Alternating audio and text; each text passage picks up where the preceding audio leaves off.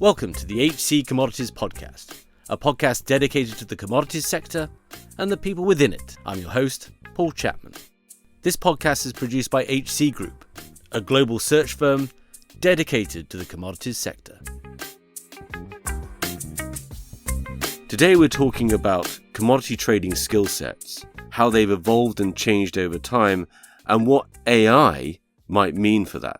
What skill sets will it take to be a successful trader in the future with the advent of all these new technologies? And what do these new technologies mean for commercial teams and trading groups today? Our guest has been at the very forefront of some of the changes we're about to discuss. Daf Davies is the founder and CEO of Deus AI, a commodities-focused AI company. He started his career with Trafigura, and after a period at Goldman Sachs, went on to launch other startups including TradeCloud. As always, you can really support the show by leaving us a positive review on the platform you're listening on. It really does help us, and if even half the listeners we had did that, it'd make a huge impact. And as always, I hope you enjoy the episode. Daf, welcome to the show. Hi, Paul. Thank you for having me. So today we're talking about the evolution of commodity trading, but with the angle of what does that mean for skill sets. And obviously we're leading up here into quite the rapid advancements of technology, in particular AI, and what that means. This is a discussion that is going on in every sector, but I think it's particularly relevant here, where actually, as we're going to outlay, there's been significant changes in the skill set demands of traders anyway in the last 20 years, right? Yeah. So let's start with, I guess, the historical backdrop, and if we can kind of slice this into kind of really pre-financialization of commodity trading, then the last 20 years, and then what the future holds. And, you know, you've got some great insight there because of what you're doing with AI at the moment in terms of applications. But let's start with that sort of the historical commodity trading, you know, prior really to, I guess, the deep financialization of the market and all that meant. Can you give us some sense of the role of a commodity trader and then bring us into what skill sets were? Yeah, absolutely. Well, look, I mean, you can go quite far back when you look at the evolution of commodities trading. Ancient pre-modern times, through the Industrial Revolution, post-war era. And what you see, you know, quite a lot of continuous skill sets that needed to be transferred and used. But you see through this evolution in the marketplace, you know, ever evolving needs from the skill set of the traders as well. I mean, in the ancient times, trading was really built around relationships and local knowledge. You know, traders relied on that to be able to secure advantageous trades. It allowed them to perfect their negotiation skills. They were crucial at the time when there wasn't any standardized pricing. Traders had to actually gauge the value of goods based on experience, intuition that they had for the area of markets that they knew. And of course, risk management existed because risk was still there. But this was much more about trust back then. You know, traders had to effectively assess the reliability of their partners without formal contracts. Now, those skills are all things that we recognize as skills that are needed now, aren't they? And they haven't meaningfully changed. But what we saw as we went through things such as the Industrial Revolution, we see a significant shift in the creation of formal exchanges. Chicago Board of Trade is one in mind, which was in the 1840s. And that was standardized contracts, allowing these traders to then buy and sell commodities, grain, oil, without necessarily having to do the same kind of work around physical inspection that the traders from the previous era had to. So that brought about the need for new skill sets. The standardization of contracts meant that people had to learn how to use futures to hedge risk. Logistics and transportation also became much more important because the bulk movement of commodities was suddenly available through railroads, shipping lines, all these things that came from the Industrial Revolution. And that meant managing your supply chain to maximize your profit became more and more important. So logistics and transportation suddenly, boom, became a much more important thing. And because of the efficiency of the logistics and the transportation by comparison to previous eras, and the ability to move contracts more in bulk because of standardization, arbitrage became much more important. It became a much more important tool for traders to exploit prices and to generate profit for themselves, which naturally meant that market analysis became a much more formal skill. It moved away from being local knowledge and building relationships to actually trying to be able to understand where these arbitrage comes from to take advantage of them. Through that, post-war, we really saw the boom in global trading houses, the names that we know, the Cargills, the Trafiguras, the Glencores, Vitols of the world. Okay, so just before we move on, sort of the post-war, is it fair to say, I mean, this is also quite this is still somewhat true today, right? Those are quite arcane skill sets in some sense. These are skill sets that were learnt primarily through apprenticeships. You would have sort of these commodity trading houses, back in the 1860s to 50s and so 1850s and so forth, and you would do a significant amount of time on a ship, and then you go into, these were sort of, I'm trying to sort of point out that, this is not as yet sort of people coming out of college with maths degrees or anything like that getting into this, right? This is very much a small group of individuals, typically have learnt their trade because of their, family relations that lead into an apprenticeship and so on. It's quite a small sort of number when you look at it from a more that global lens. Absolutely. I mean, it's getting your hands dirty on the job learning, and a lot of people finding themselves in the roles by accident as much as by design. But I have to say that, these ways of learning for me are still far more superior. And that's why we see the likes of the global trading houses still putting their junior traders through these kind of programs where you spend time moving through the different areas of the supply chain and getting real hands-on experience. And interestingly, I look back on my time at that sort of part of my career, and I see that as the most valuable, and I still do. So I think that, while we saw that coming about by necessity, as you've just highlighted, people being in that place at that time and getting that hands-on experience, I think we've continued throughout the decades since then, and centuries almost, to continue to value that as probably the most important trade. But there's an interesting sort of dichotomy that's coming up, I guess, on how people have valued that or gotten into these roles necessarily without that backdrop. And it's fair to say at that point, though, clearly the greatest risks were sort of operational alongside market. But it was, can you actually, it would be the loss of a ship, the loss of a warehouse, that kind of piece that would have a profound impact. So you had to know those pieces, but also being on the ground in a region, understanding how that market operated, whether that was on the origination front or the sales front, that was key. Absolutely. And you see they're mostly these kind of events that you're talking about are mostly unknown unknowns. You don't know that they're going to happen, and you probably haven't seen them before. And then once bitten, twice shy, right? So being on the ground and having that hands-on experience really is the only way to learn those kinds of risk management. And in some senses, right, at that time, it's fascinating. Sort of, you also had the risk of bank failure frequently, right? There wasn't any of the FDICs or anything like that. You had significant sort of you didn't have the financialization available to offset many of these risks. No, you didn't. And because you didn't have those kind of frameworks and many of the tools didn't exist, you had to just work out what you were going to do because counterparty risk still existed. Credit risk still existed. And traders had to find their own ways of assessing what the financial reliability of the partners was going to be because they wanted to avoid these issues. And it's one of the situations where you see, the market driving the future regulation because the industry as a whole developed skills, infrastructure, processes and controls well ahead of the regulators coming in and formalizing them. Yeah, it's fascinating. There's also, there's a whole 5 episodes on the history of commodity trading, which I'd love to do sometime, but there's a budding historian out there listening. But, you've also got these opacity risks, let's call it, where you're sending your ship to Europe from Asia, and it might take 3 months to get there, in which case market circumstances completely change, but you have no visibility on that because your ship goes as fast as the mail and vice versa, And the converse of that is the increasing transparency, which really gets accelerated over the last 20 years because you're about to, we'll move on to the post-war period. Essentially, it was still, the opportunity to buy at a discount, to arbitrage from Chile, a metal that really they didn't have either access to the global market, but certainly didn't have access to the immediate pricing.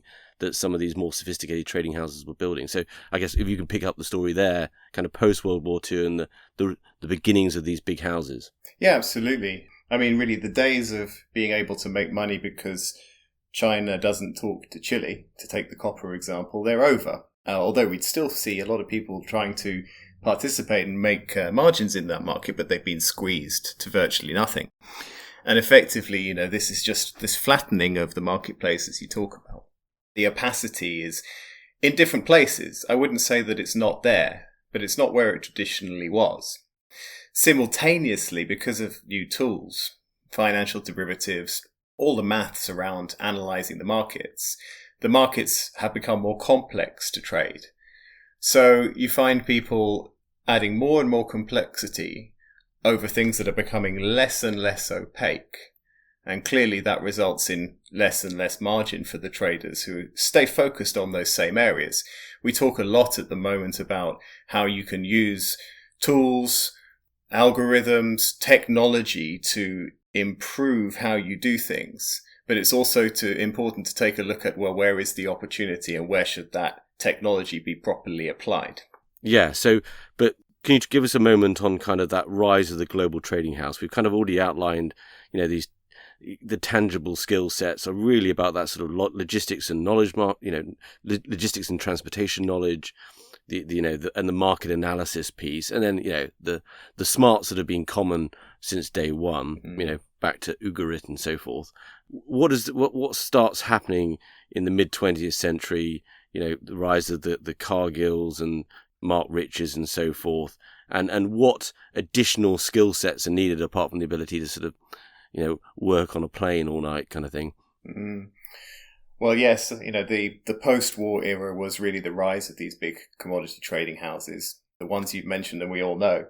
And they were really profiting by moving these commodities around the markets and focusing on those arbitrage opportunities from the opacity in the market. And this really boiled down to having and building this deep knowledge of the supply chain logistics, being able to understand global transportation, storage, financing, all of the different aspects that go into the supply chain. Because in order to be able to unlock the value in those arbitrage opportunities, you needed to have a very broad-based but detailed understanding. So these guys, the big global trading houses, very fast became masters of the supply chain. And that really became their key tool that they were using. And every trader would become more and more strong in this area in order to survive within the organizations. Negotiation skills. Can you just unpack that? What does that actually mean?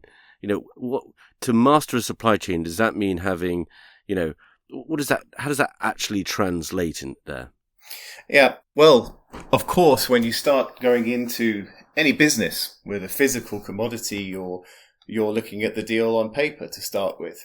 You're negotiating your purchase side and probably your sales side, and you're generating what we call a paper P&L for yourself, which adds up all of the costs, the difference in terms, and hopefully that's the money that you're going to make from the deal. But the reality of the world is that crude oil needs to move, or that metal concentrate needs to be stored. And when you imagine that all of the different movements that can occur in a physical supply chain, and all the different stakeholders that you need to communicate with, negotiate, and execute business with, there are so many areas where it can go wrong. And you can start eating away at that paper P&L. So putting together the paper P&L was the easy part of the deal for these global trading houses. The hard part was to make sure that you could carry out all of those physical supply chain steps and meet your estimates that you had when you initially put the deals in place, and make sure that you could mitigate any of the risks that were coming. Now, of course, many of these risks, you could understand them conceptually, but having hands-on experience and being present in all markets and actively participating in those markets meant that these trading houses could have their fingers really on the pulse with where the risks were. Was this particular port a risk for taking draft survey to weigh this material? Was this particular route over land a bottleneck in my history of trading in this region? And how did I deal with it in the past? And what network do I need to leverage to make sure that I mitigate that risk? That really became the deep-seated skill that the global trading houses mastered in order to preserve and protect that paper P&L. Yeah, and again, that translated into just the talent development piece, right? It was you experienced this, at a very young age, being posted to a far-flung region and assuming enormous responsibility and being sort of thrown in the deep end. But that's where you were learning all of that complex skill set that it's quite hard to sort of put your finger on, but you would get that knowledge and build up and go to ever larger operational hubs to, until you finally made it back to head office where you were in charge of that particular P&L. Absolutely. And those experiences, spending time on a vessel from Manzanillo in Mexico down to Lima, Peru, and actually seeing it happen, blending metal concentrates in the blending facilities and so on, that's where I learned the most. And I have to say, when I look at my trading career, when I became more senior and looked after the global books, as you said, my areas of weakness were always linked to the areas where I hadn't had that deep hands-on experience. Yeah, and we're going to come back to this because in some sense, there's sort of a societal pushback against people don't want to, typically have partners who also have excellent jobs. That ability to travel is somewhat getting diminished, but it's also somewhat getting devalued potentially, which could cause some issues down the line as we rely more on financial tools and AI, as we're going to come on to, sort of potentially to tackle those issues. But that's all great when everything works within the normal curve. It's when the events happen that things can go wrong. Okay, so then you start in the 1980s, really accelerating throughout the, up until, even today, you get this financialization of most of the big commodity markets.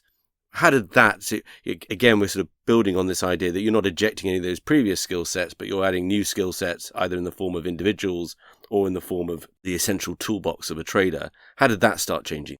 It's a case of the traders chasing where the value is. And all of a sudden we had these new complex financial instruments. We're talking about derivatives, swaps, options, and commodities became a much more sophisticated arena because of that. And in order to find the value in the marketplaces, the traders had to upskill themselves in order to be able to chase that value. So we saw these traders beginning to master financial derivatives, for example. I mean, I remember well during my junior times at Trafigura on the desk, the physical desk, we would have financial derivatives traders managing the derivatives books, but the heads of desk on the physical trading desk were masters too. And they had a love for it because they were chasing the value. That's where they saw the P&L coming from. And so they would dive into it and they would skill themselves up and bolt this on to their traditional skill set that they brought with them from the previous decades around negotiation and so on. But the rise of these financial instruments, of course, created and started to create the need to be able to analyze what was going on in these markets. So we now had the need for quite hard to get skills in terms of quantitative analytics. It's easy for someone, for example, to start to understand how a swap might work, but it's much harder for someone to run a Black-Scholes model, for example. And so the trading houses needed to find ways of expanding their skill sets around the traders where they didn't necessarily have the ability to upskill themselves in those areas. And that was a relatively new area for these traders and these trading houses, because previously the trader himself would typically find that new skill set, learn about it and move ahead. So with the quantitative analytics, we saw a new kind of stakeholder coming into the game and the need for greater collaboration across the trading desks between people who are specialists in their areas. The quantitative analytics would be using models to predict price fluctuations, to value options, to analyze economic indicators and so on. And the depth of knowledge required to do that was more than someone could just learn on the job. And so we started to see people coming with degrees in specialized areas to support these functions. And of course, alongside that, the risk management that was required to monitor the positions that were being taken in the financial markets, which again came with a whole load of new deep skill set people who needed to work in collaboration. And of course, it greatly increased the total amount of work for a desk that needed to do. And so the amount of work that a desk needed to do to be able to successfully carry out a trade could not be any longer carried out by one or two people. but needed to be carried out by a large group of specialist people, and collaboration became more and more key. Yeah, and that sort of, there was, an arms race in sort of building those capabilities. And it's probably my sense that that really stemmed first out of the gas and power world. And then, just because particularly power, I think, which traded on a different level of frequency and volatility than sort of, say, metals, right? Absolutely. And I think that word collaboration is going to become key because, yes, whilst the previous generation of traders didn't need those skill sets, now you absolutely needed them. And, the very best knew how to build teams where you'd have all parts work. The other bit, of course, that starts changing as well is compliance. Can you talk about that? Yeah, well, we spoke earlier around risk management in terms of counterparty performance and how the traders were almost working on this ahead of regulators because they wanted to protect their business and they wanted to make sure that they weren't doing business with customers who wouldn't perform and have a problem. But when we saw things like the collapse of Barings Bank is when we first saw regulators and policy creators driving how this area of risk was going to be managed. And so compliance became a central part of trading, where the trading houses were having to follow rules, very complex ones around things like position limits or anti-manipulation, and they had to follow these rule sets effectively from the book. They would receive a set of rules and they would have to carry them out and they would have to retrofit them back to their business and tick those boxes. And that was very different to what had happened before, where managing risk was about preserving your P&L. And now managing risk was, yes, about preserving your P&L, but making sure that you did it within much more stringent boundaries. At the same time, you sort of mentioned about sort of in many ways, the industry collaborated to create this standardization so that it would better function. But you start also having the rise in involvement, and we've covered it a lot recently, or ever more so, of regulation and government involvement, and in some senses as well, that being used as increasingly as a bit of a political tool. Commodities at the very center of global trade. That itself, just for the individual trader, right, needs to build a skill set about how you can and can't operate and act within these markets, because it's not just company risk, it's personal risk as well. We talked earlier about traders always trying to find the value, and these new wave of regulations obviously created risks and opportunities, but ones that were very hard to put a dollar number on in terms of running your P&L. It was just a necessity. It had to be done.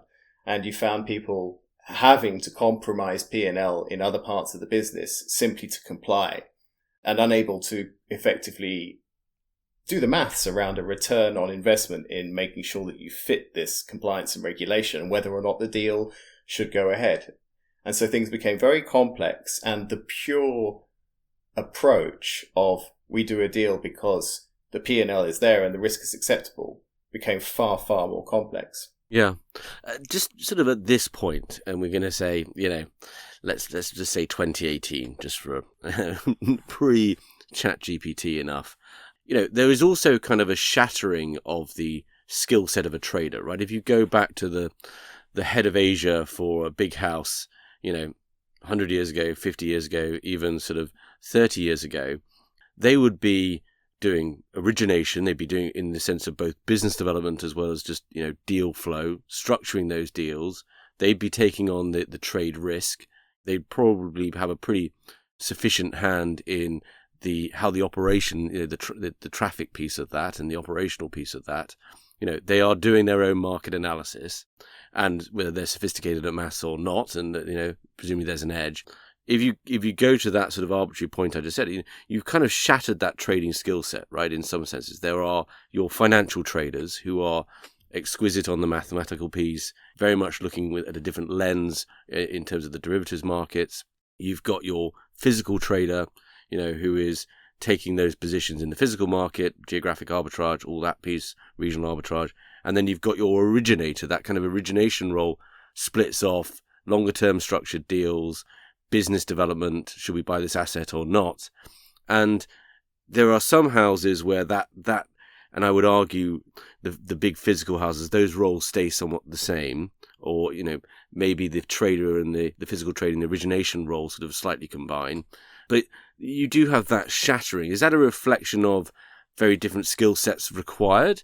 And in your opinion, when you think about your journey in this sector, what are examples of the very best traders without names, and do they combine all sort of three of those skill sets? Well, I think that it is an example of, there's new skill sets being needed. And it's also indicative that the barriers and the hurdles to being able to cover all of those areas, traditional merchant trading, origination, sophisticated derivative trading, the effort that it takes to become leader in all of those places at once is a lot. And so you saw the big trading houses putting in investment to make sure that they could cover all of those bases and looking for synergies between those three different areas. But you also saw a boom in players in the market who would specialize in just one area of those. And so we're in a place now where there are more players in the origination market than there were previously. There are more players in the physical trading market, especially when you look into Asia. And there are also the rise of the hedge funds taking much larger roles in the derivatives markets. And so for me, it was a function of the fact that, the effort required to build capabilities in all three of those areas was really just limited to the large trading houses. But that left a large amount of market share for specialists in one of those three areas to look for niche markets and build a business around that. In terms of my experience, I think, I've seen many different traders that I really respected. I have to say that, being a physical guy, that's really my DNA, that, the people that I respected the most and the skill sets they had in the physical world, they were really the ones that go back to those fundamental skill sets, the local knowledge, the negotiation, and the ability to understand the risk on a personal level.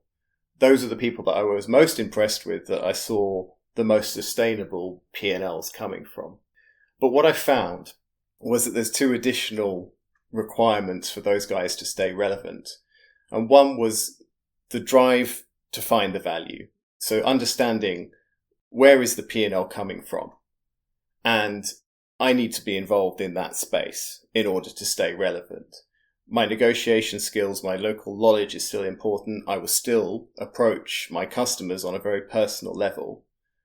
But there's an area that I need to exploit that's coming and that's important. And they had that drive and motivation towards P&L that meant they weren't stuck in their ways.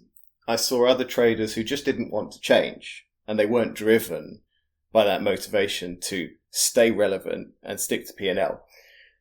And the second thing that came along with that was the ability of these guys to understand when they could do this themselves, learn a new skill set themselves and benefit from that, and when they needed to work in collaboration with other people. And that's a skill that you don't often see in a trader, is the ability to collaborate. First, the ability to change, and second, the ability to collaborate. So the very best that I saw had that fundamental skill set that we see way back in ancient times, but the drive to chase P&L and change what they do, and the ability to collaborate where necessary to access those opportunities. Yeah, I would echo all of that. We left out the sort of the ability to lead and recruit, but that doesn't necessarily, if you're just a sole trader, right, not necessary. But I think that curiosity and trying to get ahead of this stuff, and obviously that's a challenge more recently because the rapidity of change has been has been accelerated, and you also have the ability of the market to create kind of fads. I use that term advisedly. But we've certainly seen sort of lots of technologies emerge that are kind of in search of a solution, and you can spend a lot of money on these things or get carried away with them, but they might not necessarily be the most efficient and applicable to your sector. The energy and resources sector is experiencing unprecedented change. To help companies navigate this world and capture its opportunities, HC Group launched Enco Insights in 2023. Enco has rapidly become the leading global expert network dedicated to energy and resources. Enco Insights leverages HC Group's 20 years of connections and dedication to the sector to give clients the expertise they need to take decisions fast. Connect with Enco's experts for anything from a 1-hour insight call to a longer-term consulting project at encoinsights.com.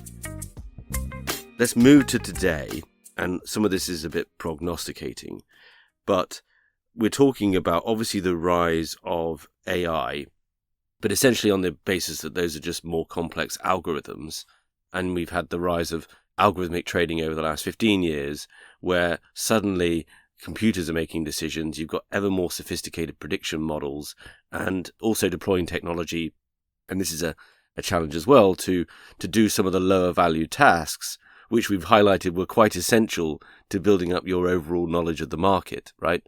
So to try and frame this correctly, can you just give us some sense of where we're seeing new applications of technology, particularly AI? This is obviously where your current focus is very relevant.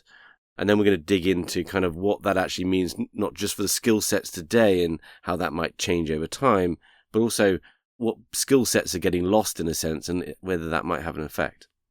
Well, in terms of it's a great point that you make about solutions looking for problems. We've heard that a lot, and we've seen a lot of mini bubbles, haven't we? In terms of great technologies, but struggling to find an application, particularly in commodities markets.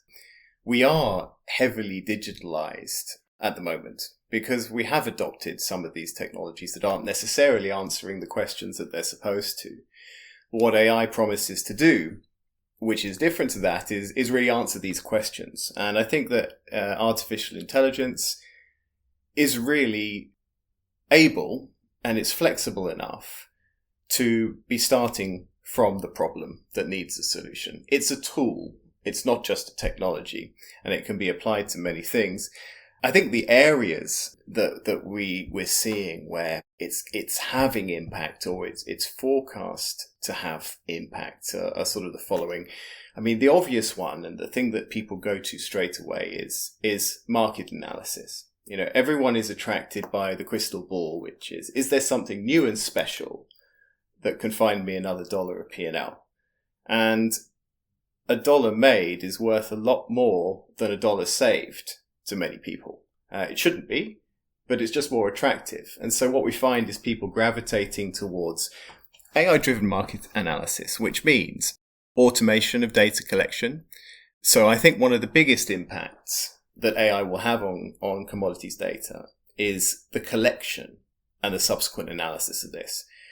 We all talk about it a lot, and we know that AI needs a lot of data, and to certain extents, high quality data, and in other extents, less quality data. I think the first application that's going to have a real meaningful effect is using AI to collect and clean that data itself. At the moment, or in the previous decades, traders have had to sift through this data themselves, looking for patterns, and this will be automated, and much of this process will be just taken over by AI, and that will enable these traders to be able to access those real-time insights much quicker and much more accurately. So to your point about how does that impact where traders will focus and what skill sets might go away, I think the ability to analyze markets is going to be less and less important for the trader, but it's going to be more important for traders to interpret the outputs of that analysis, and they'll become much more strategic. It'll be much more around the trader understanding the context of the market and the ability of the trader to be able to absorb insights from a much larger data set than they previously were able to.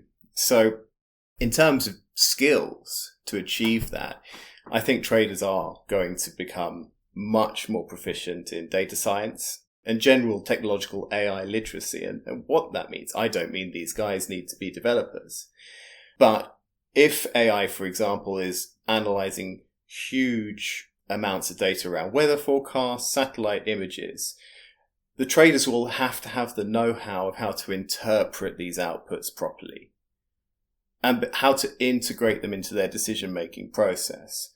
They'll have to have the capabilities of collaborating back. There's that word again, collaboration. collaborating with the AI to stress test the market analysis that artificial intelligence has generated and adjust their trading strategies accordingly. So I think that, one of the key things in this area, which is around the market analysis and the crystal ball trading signals, is that people are going to do much less market analysis, but much more collaboration with the AI in order to be able to leverage what comes out of it.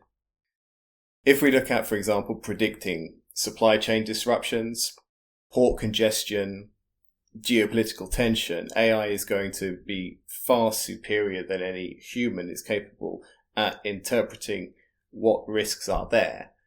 But it will always, in my opinion, be inferior to understanding what that means in the context of the marketplace. Just wondering whether that, using my sort of shattering of the role of a trader, it's going to be hard for one individual to do all these things, right? The financial literacy, that sort of complex interpretation, but also be out on the road doing business development, relationship management, and the late nights that might involve, and all the rest of it, right? I mean, is this just the solution here that you're seeing is it now takes 4 traders to sort of produce that one outcome, whereas it used to take one, and we just sort of adding, or do you think the fundamental role of a trader is going to shift away from sort of some aspects like relationship management into things like this? I think that relationship management will remain as important as it is currently and as it has been, and won't be changed by artificial intelligence. But what I think artificial intelligence can do when we start talking about automation of tasks is it frees up time for the traders to focus more on those things, to focus more on traveling, to focus more on strategic thinking, on understanding the context. Relationship building is obviously about having market access, but it's also about enabling yourself to define your high-level strategy. What's going on in the market? What do I think the market context is right now? That mostly comes from those one-to-one relationships and those conversations you have out in the marketplace. And I think that this time that we can save traders, where they're currently carrying out these basic, fairly mundane, routine tasks, will free them up to go ahead and carry out more of that relationship building and more of that creative problem solving, more of that strategic thinking. Yeah. I mean, I had this sort of pet theory that actually, as more and more decisions get automated, that origination role, the ability to put together the big structured deals, will become more valuable. And therefore, sort of, you could see a time when actually, because if you're a refiner or whatever it might be, so much of your decision making is now enabled by and actually controlled by, on the day-to-day basis, by trade, automated systems, by algorithms, that actually what really moves the needle for your business is, should you buy, should you access a new market, should you or should you not buy a competitor, and so forth, as opposed to the trader role, where on a typical desk at the moment, those are the ones with the nicest Ferraris, that might shift. On the flip side of that, and I'd like to get your comments on that, but on the flip side of that, you also have a world where, in that scenario, more and more day-to-day trading decisions are going to be more transparent about how they were made, and also more informed and controlled potentially by algorithms, that actually, in some senses, do the relationships matter as much, right? Whereas, let's go back 50 years, it might be sort of smoke-filled rooms and nice dinners that got you the deal. Whereas now actually the agency of a particular procurement officer or sales team is reduced now, because so much of it is dictated by algorithmic computers saying now is the time to do it and this is the price range you've got, that actually there's, if everyone starts going down that path, relationships don't matter as much. Well, it's a question. I do think that that's a valid point. And I do think when you look at the entire marketplace, I think we'll find that there are less and less relationships being built, but they still will remain very important, in that I just don't believe that the magic that's created and the access to intel that you wouldn't otherwise have is very hard to replicate with AI. But when I say, the kind of relationships that you have, I think that, I'd like to bring up that word collaboration again, because, relationships, it's about collaboration. It's about collaborating with the people who can give you the most value or help you the most. And I think that one of the things that's going to really become front and center as we see more and more AI present in our industry is going to be actually collaboration with the AI and the relationships that you have with the AI. I believe this blending of the human intuition and the AI insights is really going to be a huge value driver. And the AI will process vast amounts of data, but the golden egg that AI is proposing to us is its ability to understand and learn. But I think it's only really going to be able to learn up to a certain point.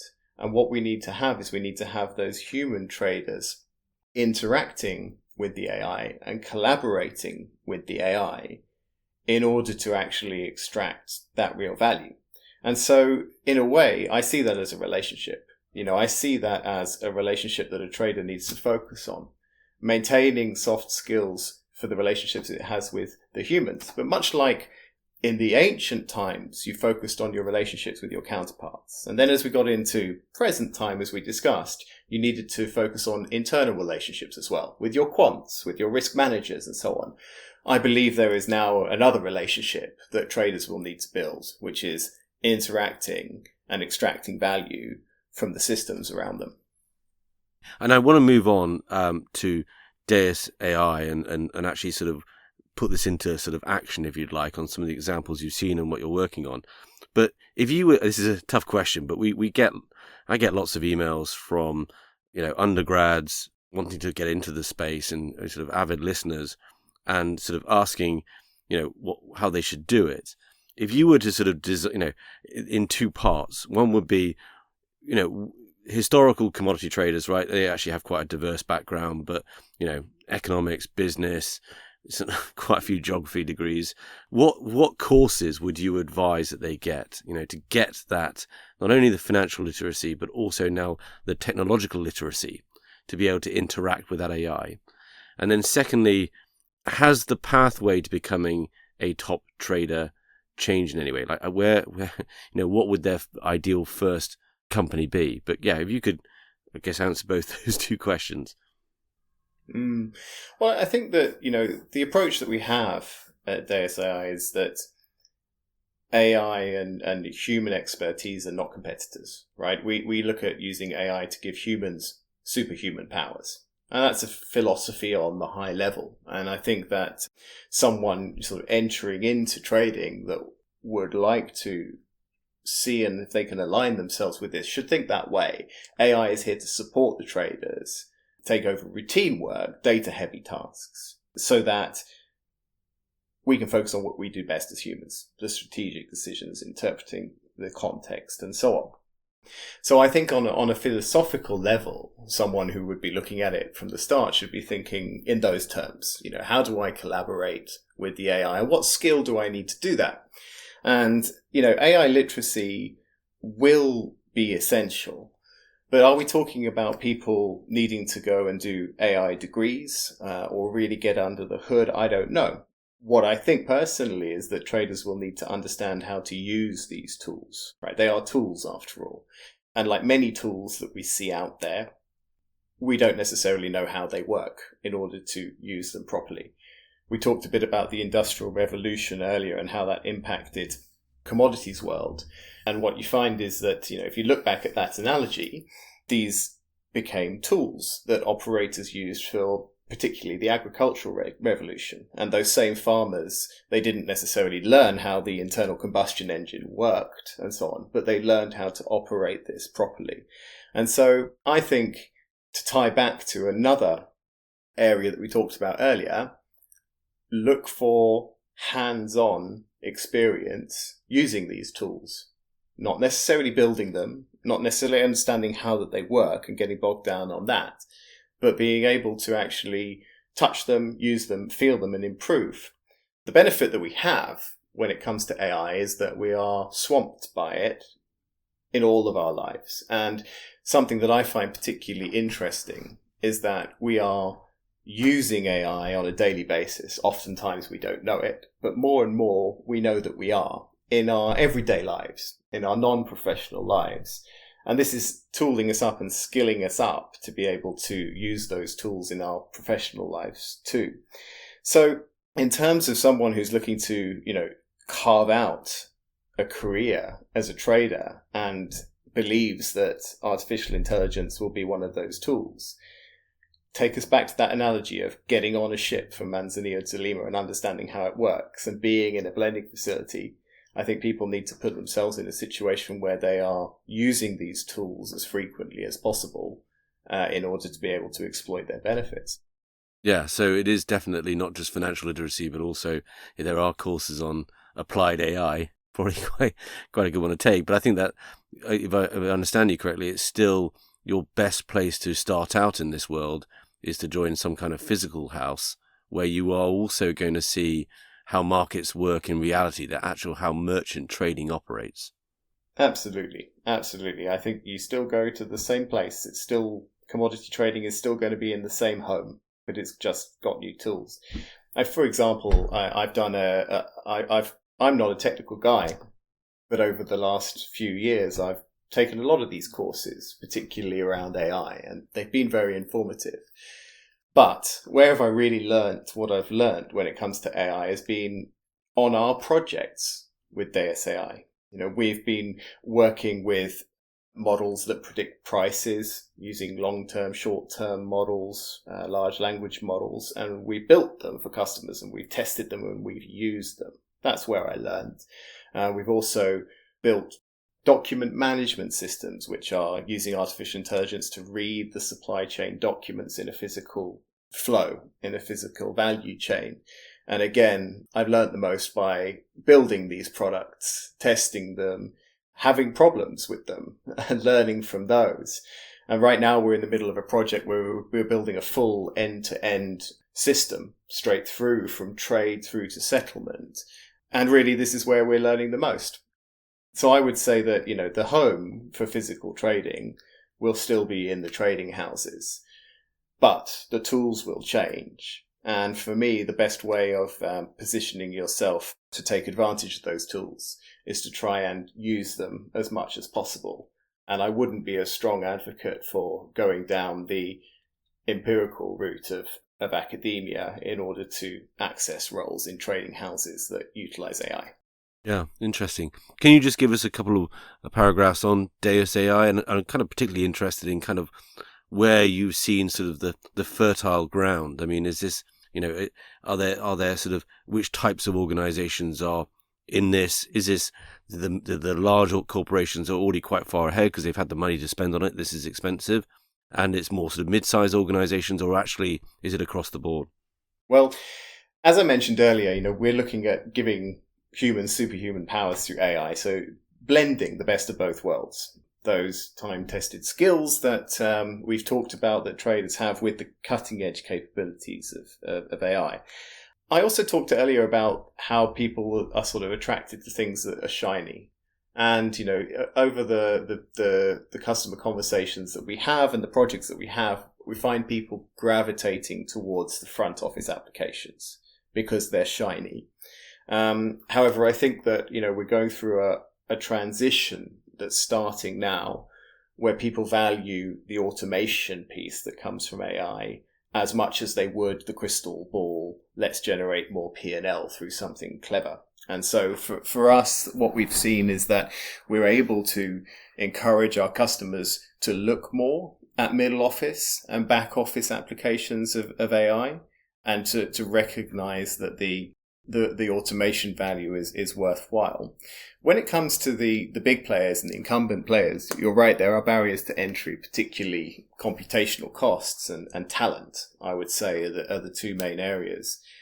However, there's also issues when you're this big. The big clients, the big, known trading house names that we have all undergone large-scale projects to assess what are we going to do with AI, looking at their whole business. And they form steering committees and bring in lots of people, bring in large consultants.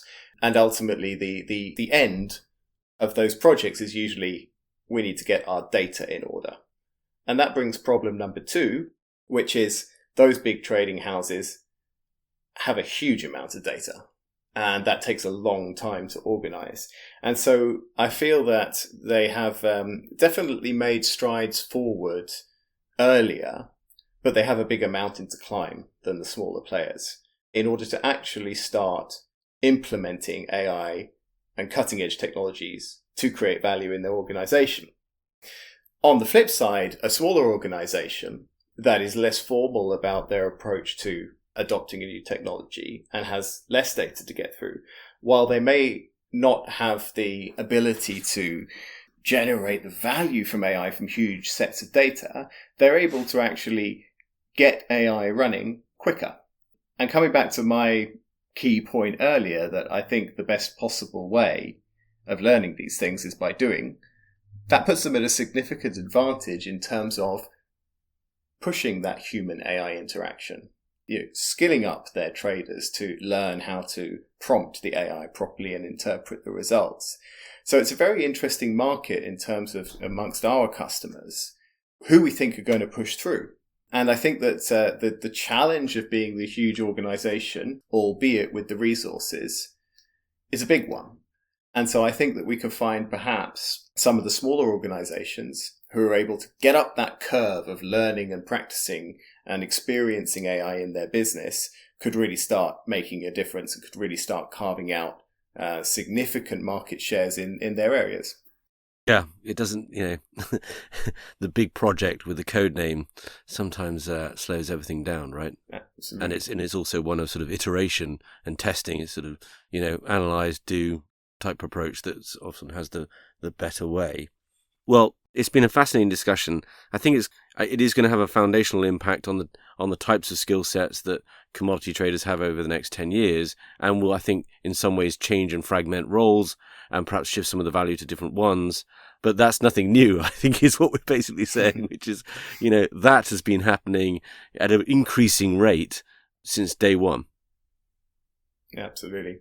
No, I think AI will undoubtedly do much of the heavy lifting in the future, but the skills that have defined successful traders since the beginning will still be central to being a trader. Yeah. Judgment, right? Well, I'll put links to Deus AI in the show notes so people can reach out if they have any questions. I mean, when should they contact you? Yep, so at Deus AI, we are a commodity-focused AI technology company with skills in generative AI and a background in commodity trading. And so if there are any companies or people out there who are interested in what AI can do for them and would like to have a conversation, we're always available. Fantastic. Well, Daf, we've known each other a long time, so I wish you all the best. And, let's put a note in our calendar for 2 years' time or 3 years' time and see if some of these rather loose predictions will come true. Absolutely. Or looking at AI maybe in 2 weeks' time. You never know. Exactly. Okay. Cheers, Daf. Thanks, Paul. Really appreciate it. Thank you for listening. To find out more about HC Group, our global offices, and our expertise in search within the commodities sector, please visit www.hcgroup.global.